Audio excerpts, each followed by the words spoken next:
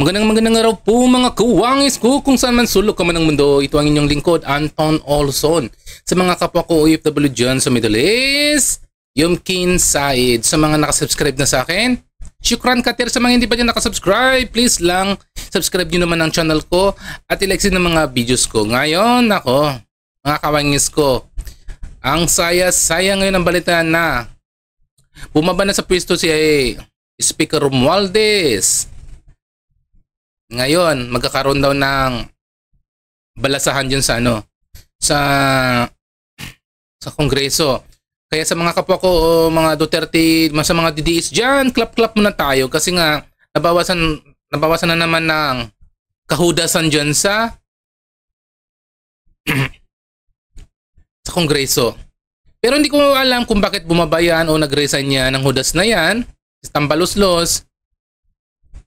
Akala nila kasi babawas yung galit ng taong bayan tungkol sa katiwalian sa flood control. Ito po, panoorin po natin yung kanyang tuta. Ang tuta ni Romualdez na nagsasalita. Ito si Representative Defensor na taga Iloilo po yan. Okay, panoorin po natin. The House needs this change. The House needs to rebuild its reputation and regain its integrity. After what has happened to the anomalous budget on the flood control, we have to rebuild the public trust. And what happened with the budget and the implementation of the hundreds of billions of flood control, it is the highest form of plunder in the highest degree. And it's sad that it has affected the membership of the House of Representatives. I trust that the independent commission of the President will find out the truth about it, and I hope that there will be accountability. Dapat may managot, dapat may makasuhan, at dapat may makulong dahil dito sa maanumalyang flood control that has destroyed the reputation of both houses, of Senate and Congress. So you were in favor po sa pagbibitiw ni Speaker Romualdez at papalit ng liderato ng Kamara? I am in favor of change at this point in time because we need to regain, as I said, the identity and reputation of the House of Representatives. So yung dapat managot, isa ba doon siya? Tignan natin kung anong lalabas sa Independent Commission ng ating Presidente, pero sigurado ako na dapat may managot para makita ng publiko at makita ng mga Pilipino na hindi basta-basta nakakalusot ang mga ganito. Marami na dapat ang nag-resign at tinanggal sa pwesto dahil dito, hindi lang sa gobyerno, kundi mismo sa private sector, sa mga contractor na involved. And I'm glad that the President has already formed the Independent Commission, and I would like to suggest to the President to include former Justice and former Ombudsman Carpio Morales as part of this Independent Commission. What can you say about Boji D? Okay ba kayo? Siya yung papalit na Speaker, sir? I have known him to be a good man. He has his own quiet leadership here in the House of Representatives as Deputy Speaker, and I'm ready to serve him as a floor leader in plenary. Sir, so you will be retaining your seat? I don't know yet. We leave that to the new Speaker who will be elected, who he will choose to lead Congress with him in the 20th Congress. Sir, what was discussed in the meeting earlier? What is being discussed right now? We just expressed our support that if change will come in the House of Representatives, the National Unity Party will support the new leadership and help regain and rebuild the reputation of the House of Representatives. Change of leadership na po ba tayong option? It's one of the options, and I think it's a good place to start if we want to rebuild the House of Representatives and gain public trust. Sir, who is presiding over the meeting? I can't say yet, Dwight.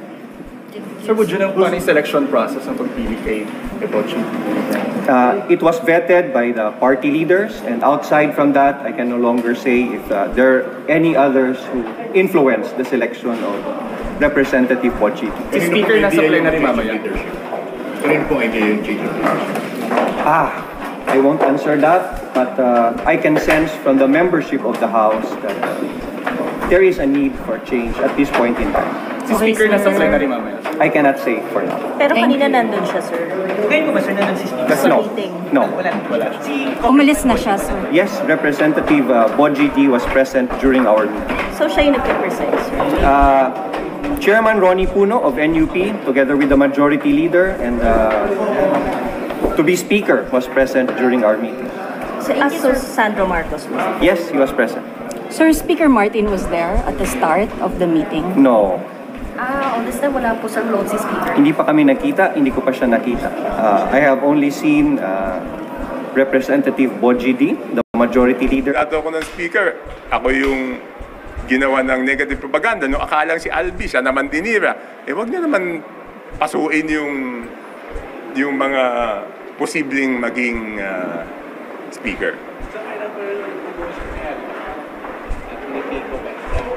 Hindi, si Albi, kung lagi naman kami nag-uusap pag nandito. Si Kiko kanina, kausap ko siya. Kausap ko si Kiko kanina. Kung meron kayong nakuha info na mag-leave daw po si House Speaker at ang papalit daw po si Deputy Speaker Boji. Leave, kailan ko ba sagutin yan? May info ka, sir. Ako, again, this is my own humble opinion. Having one vote in this house, I don't think a leave would look good. Because a leave means, kung mag-leave ka ngayon, bumalik ka bukas. O ayan mga kawangis ko, malinaw na malinaw sa sabaw na papalitan na si Hudas na si Tambaloslos. Tingin ko isang taktika lang to. Kasi nga, tingin ko lang mga kawangis ko, isang taktika lang to dahil kung mapapansin nyo, talaga hindi na mapigilan yung galit ng taong bayan tungkol po sa katiwalian sa gobyerno. Kasi kung mapapansin nyo, last year, yung bigla ring pumutok yung issue ng katiwalian tungkol yung sa insertion tungkol sa GAA, di ba? Yun sa pagdagdag sa GAA.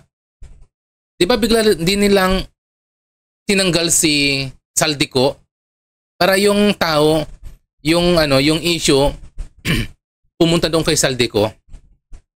Ngayon, ganito ang gagawin din nila. Bumaba rin si Martin Romualdez o si Tambaloslos para ang issue ma-divert sa kanya. Tingin ko hindi mababawasan. Ibalik muna yung bilyon-bilyon na ninakaw nila at kung sino mga pinoprotektahan nila ng mga DPWH at mga contractors. Ito yung mga nagsasalita dito halos dyan sa kamera. Yan po ay mga tuta ni Romualdez. Tignan mo, rebuild, regain. Ay kung hindi ka syunga-syunga, magre-rebuild ka, re-regain. Bakit ngayon pa? Dapat noon pa. Dahil ang katiwalian dyan, dahil ang pambibisit dyan, ang panguhudas ni Romualdez, yan po ay ang simula pa lang pag-upo ni Romualdez bilang Speaker of the House. Di ba nung ginawa nila sa mga Duterte, di ba binastos nila ng binastos, binanatan nila ng binanatan? Pero sa totoo lang sila rin palang may sariling dumi sa katawan. Ang dami talagang Judas Barabas diyan sa kamera at sunod-sunuran yan kay Romualdez. Halos sumalik na sa kanyang tumbong kay Romualdez. Halos gusto nang umalik. Ngayon bumaba na si Romualdez. Kasi gusto nilang i-divert yung mga issue tungkol kay Romualdez sa pagbaba niya. Taong bayan na tumuloy sa pagtulig sa katiwalian sa flood control. Hindi po yan mangyayari po yan. Kasi bilyon-bilyon ang nakaw nila sa gobyerno. Kasalanan niya, malaking kasalanan niya ni Bongbong Marcos Jr. Kasi nga, inispoil niya masyado yung kanyang pinsan. Inispoil niya masyado yung kanyang pinsan na tumuloy bilang Speaker of the House. Ang dami ng issue. Ang dami talagang issue na tuloy-tuloy kung papasin yung mga kawangis. Simula sa PI, yun sa People Initiative, tapos yung pagdagdag ng AKAP, yung pagdagdag ng insertion na bilyon-bilyon sa budget hearing, di ba? Ang daming mga insertion doon, nagdagdag na ilang milyon-milyon. Hanggang ngayon sa kasalukuyan, ngayon na naman tungkol naman sa flood control. 'Di ba parang tuloy-tuloy talaga yung tuloy-tuloy talagang kahudasan diyan sa kamera yan. Yan talaga kahit paano nabawasan ng isang crocodile diyan sa kamera, which is naman pa rin siya, pero at least nabawasan ng kanyang pagkakurok